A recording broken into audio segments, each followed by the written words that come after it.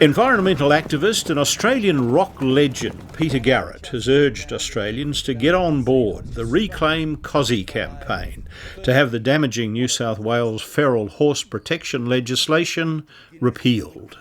If you want to see a healthy Kosciuszko National Park, if you want to see this incredibly beautiful area not destroyed any longer and the number of feral horses reduced significantly, you need to be a part of the Reclaim Kosci campaign and sign the petition to make sure that petition goes into the Parliament so that the laws that are protecting these horses at the moment can be repealed.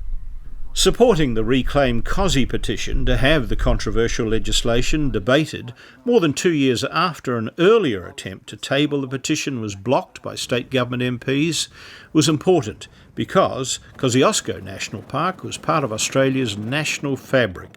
It's really important to get as many horses as we can off these grounds in a humane way so that the natural environment of Kosciuszko is restored and looked after.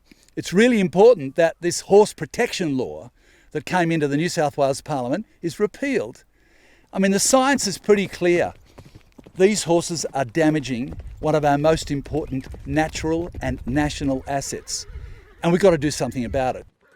After an aerial and ground inspection of the northern end of the park, he'd seen the destruction now being wrought by what he described as a plague of feral horses.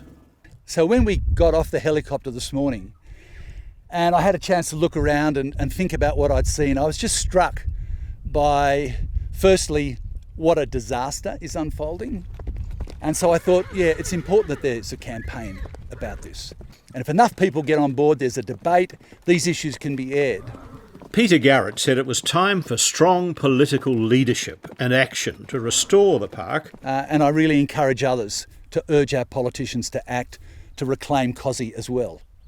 The Kosci petition also calls for the state government to urgently reduce feral horse numbers in the national park and begin work on restoring the catchment slopes and trampled alpine wetlands.